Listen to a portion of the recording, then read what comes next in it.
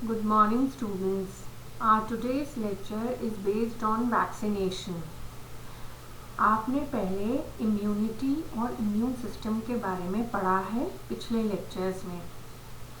Immunity students प्रतिरक्षा आपके शरीर की प्रतिरोधक क्षमता होती है, रोगों से लड़ने की क्षमता होती है, ये हम पढ़ चुके हैं। प्रतिरक्षा तंत्र जो आपके शरीर में होता है वो आपको ये प्रतिरोधक क्षमता देता है ताकि आप अपने शरीर का रोगों से बचाव कर सकें। आज हम पढ़ेंगे कि किस प्रकार से वैक्सीन हमारे शरीर को सुरक्षा प्रदान करता है। तो वैक्सीनेशन क्या होता है, टीकाकरण क्या होता है?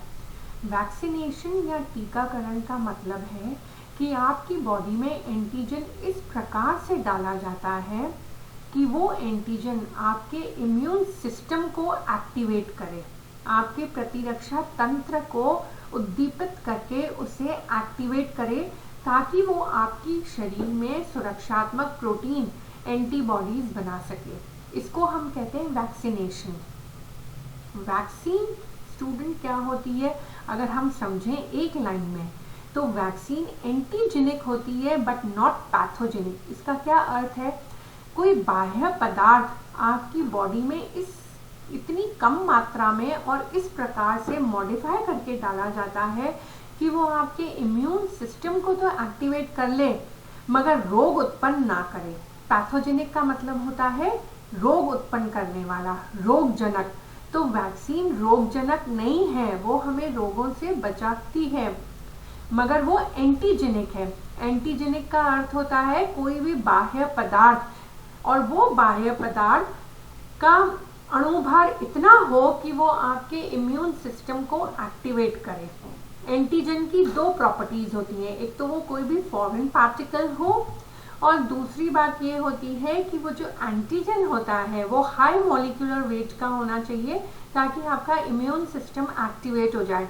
एक बार जब इम्यून सिस्टम एक्टिव हो जाता है तो वो इम्यूनोग्लोब्युलिन्स बनाता है। इम्यूनोग्लोब्युलिन्स मतलब प्रोटीन्स, एंटीबॉडीज बनाता है। तो वैक्सीन का मेन कार्य ये है कि वो आपके प्रतिरक्षा तंत्र को एक्टिवेट करके एंटीबॉडीज बनाए।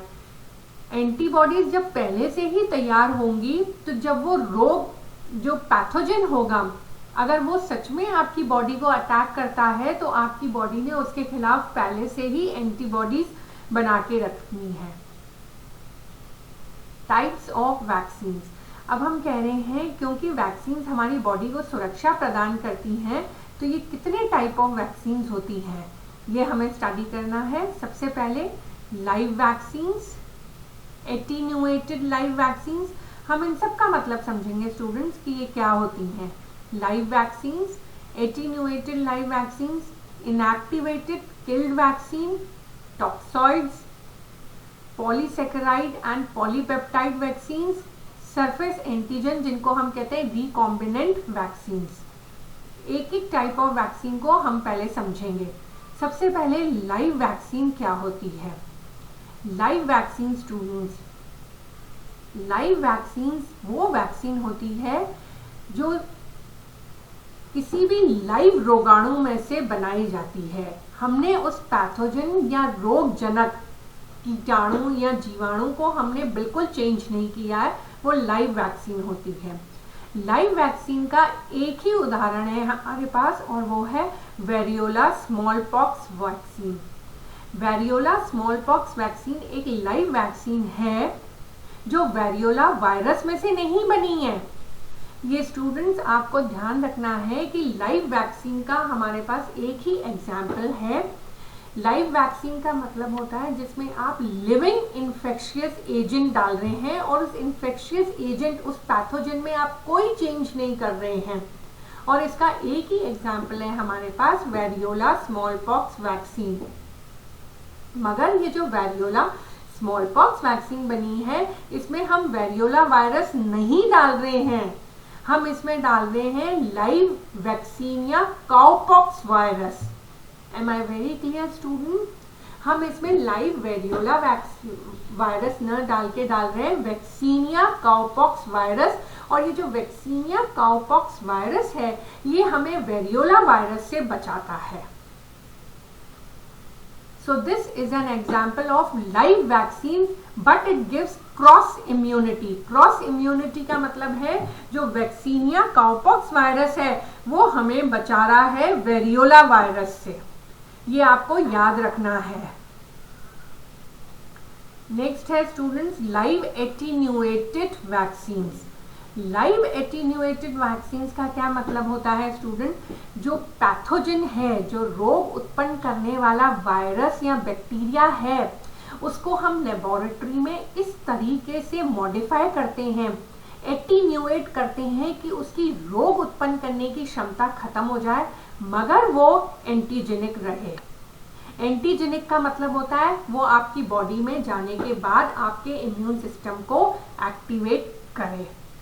तो ये लाइव वैक्सीन से अलग है, क्योंकि लाइव वैक्सीन में आपने रोगाणु को, जो वायरस है या बैक्टीरिया है, उसको बिल्कुल चेंज नहीं किया है, जबकि लाइव एटीन्यूएटेड वैक्सीन में आपने वायरस या बैक्टीरिया को मॉडिफाई किया है ताकि वो रोग उत्पन्न करने की उसकी क्षमता खत्म हो जाए और वो केवल आपकी बॉडी में जाके एंटीबॉडीज बने। जो लाइव एटीन्यूएटेड वैक्सीन हैं उनके एग्जाम्पल्स हैं, लाइव एटीन्यूएटेड वैक्सीन जो हैं हमने पढ़ा, जो लाइव वैक्सीन है उसका एग्जाम्पल था वेरियोला स्मॉल पॉक्स वैक्सीन। जो लाइव एटीन्यूएटेड वैक्सीन हैं उसके एग्जाम्पल है स्मॉल पॉक्स, टाइफॉइड। टाइफॉइड में हम टॉक्सॉइड्स भी देते हैं, ये लाइव एटीन्यूएटेड वैक्सीन के एग्जाम्पल हैं। थर्ड हमारे पास आता है इनएक्टिवेटेड या किल्ड वैक्सीन्स। इनएक्टिवेटेड या किल्ड वैक्सीन्स तब बनती हैं जो रोग उत्पन्न करने वाले जो पैथोजन होते हैं उनको इनएक्टिवेट किया जाता है हीट से या केमिकल से। उन्हें या तो इनएक्टिवेट किया जाता है या उन्हें किल किया जाता है, मगर वो फिर भी एंटीजेनिक रहते हैं। जो इनएक्टिवेटेड या किल्ड वैक्सीन्स होती हैं वो लेस इफेक्टिव होती हैं then live attenuated vaccine. Next आ रहा है टॉक्सॉइड्स। टॉक्सॉइड्स क्या होते हैं स्टूडेंट्स? कोई भी जैसे बैक्टीरिया या तो एंडोटॉक्सिन शरीर के अंदर, सेल के अंदर कोई टॉक्सिन सिक्रीट करते हैं, या सेल के बाहर, जो सेल के बाहर सिक्रीट हो रहा है that is known as exotoxins. जो एक्सोटॉक्सिन्स होते हैं उनको हम डिटॉक्सिफाई करते हैं, उनको डिटॉक्सिफाई करते हैं और उससे हम बनाते हैं टॉक्सॉइड्स। ये जो टॉक्सॉइड्स होते हैं इनमें हम फिर एलम प्रेसिपिटेशन करते हैं ताकि इनकी पोटेंसी बढ़ जाए।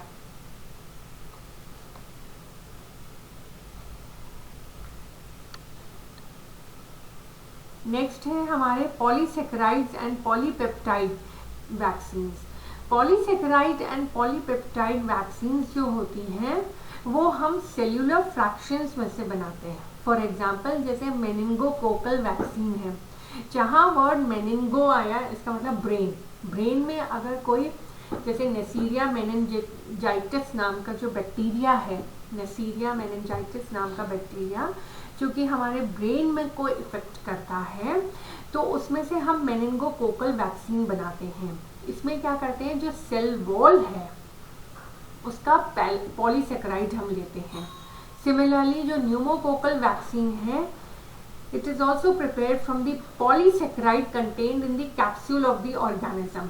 और तीसरा है हेपेटाइटिस बी पॉलीपेप्टाइड वैक्सीन। तो पॉलीसेकेराइड एंड पॉलीपेप्टाइड वैक्सीन हम किस में से बनाते हैं? जो बैक्टीरिया की सेल वॉल में जो पॉलीपेप्टाइड्स हैं, या हेपेटाइटिस बी वायरस की जो कैप्सोमियर होता है, बाहर की जो उसकी प्रोटीन कवरिंग है जो पॉलीपेप्टाइड की बनी है, ये उनमें से बनती है पॉलीसेकेराइड एंड पॉलीपेप्टाइड लेकर। नेक्स्ट है सरफेस एंटीजन, जिनको हम कहते हैं रिकॉम्बिनेंट वैक्सीन्स। अगर आपने नाम सुना हो, ये जो रिकॉम्बिनेंट वैक्सीन्स होती हैं ये हेपेटाइटिस के अगेंस्ट होती हैं। तो रिकॉम्बिनेंट वैक्सीन कैसे बनती है student? It is prepared by cloning hepatitis B का जो सरफेस एंटीजन है, वो जो सरफेस एंटीजन जीन है उसको हम यीस्ट सेल में एक्सप्रेस करवाते हैं, उसकी वहाँ क्लोनिंग करवाते हैं। तो तो वहाँ पे जो हेपेटाइटिस का जो सरफेस एंटीजन प्रोड्यूस हुआ ईस्ट सेल में, उसको बाद में वैक्सीन के रूप में यूज किया जाता है। तो इस तरीके से ये रिकॉम्बिनेंट वैक्सीन बनती है। ये याद रखना है कि रिकॉम्बिनेंट वैक्सीन जो है वो हेपेटाइटिस बी वायरस के अगेंस्ट है। ये टाइप ऑफ वैक्सीन्स, इसमें सभी एग्जाम्पल्स आ गए हैं स्टूडेंट्स हमारे पास। जैसे लाइव वैक्सीन हमने बताया था, एक ही है हमारे पास small pox variola vaccine. Live attenuated vaccine में बीसीजी, ये मैंने आपको बताया था, टाइफॉइड की भी लाइव एटीन्यूएटेड होती है। प्लेग, पोलियो की 2 वैक्सीन होती हैं स्टूडेंट, साक एंड सैबिन। जो ओरल वैक्सीन है सैबिन वैक्सीन, वो लाइव एटीन्यूएटेड है, जबकि जो पहले चलती थी वो साक वैक्सीन है, उसमें किल्ड इनएक्टिवेटेड है। ये हमें याद रखना है। मीजल्स, मम्स, रूबेला, एमएमआर, इसकी एक ही वैक्सीन होती है, एमएमआर। बीसीजी की वैक्सीन जो होती है वो किसके अगेंस्ट होती है? केवल एक ही रोग है, टीबी। नाम 3 है बीसीजी, पर एक ही रोग के अगेंस्ट है, टीबी के अगेंस्ट। अब जो किल्ड इनएक्टिवेटेड वैक्सीन हैं वो हैं typhoid, cholera, pertussis, plague, rabies, influenza, Japanese encephalitis. फिर टॉक्सॉइड्स में डिप्थीरिया और टेटनस के दिए जाते हैं।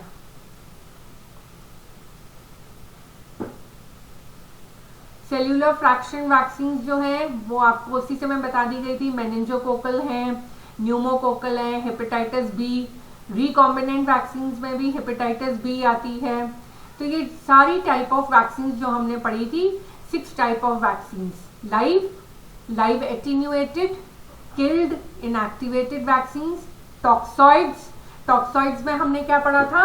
जो बैक्टीरिया होता है उसका एक्सोटॉक्सिन ही मॉडिफाई करके लिया जाता है। फिर सेल्यूलर फ्रैक्शन वैक्सीन, इसमें क्या लिया था स्टूडेंट्स हमने? जो बैक्टीरिया या वायरस की जो एक्सटर्नल कवरिंग होती है, जैसे सेल वॉल है बैक्टीरिया में, या वायरस में जो कैप्सोमियर है, उनके पॉलीसेक्राइड्स एंड पॉलीपेप्टाइड्स लिए जाते हैं। और रिकॉम्बिनेंट वैक्सीन में हमने क्या लिया था? सरफेस एंटीजन को ईस्ट सेल में ग्रो किया था। नाउ वैक्सीन देने के तरीके क्या क्या होते हैं? रूट्स ऑफ एडमिनिस्ट्रेशन, या तो ज्यादातर vaccine through injection, subcutaneous skin में या मसल्स में रखती हैं। कुछ ओरली दी जाती हैं वैक्सीन, जैसे सैबिन वैक्सीन है या बीसीजी का वैक्सीन है। इंट्राडर्मल में बीसीजी वैक्सीन, नाक के जरिए इंट्रानेसल रूट में live attenuated influenza vaccine. Scheme of immunization में स्टूडेंट्स, एक तो प्राइमरी वैक्सीनेशन होता है जिसका एक ही डोज होता है, जैसे बीसीजी का है, एमएमआर का है, या फिर मल्टीपल डोज होते हैं जैसे पोलियो, डीपीटी, हेपेटाइटिस बी। इसके बाद बूस्टर वैक्सीन भी दी जाती हैं टू मेंटेन इम्यूनिटी।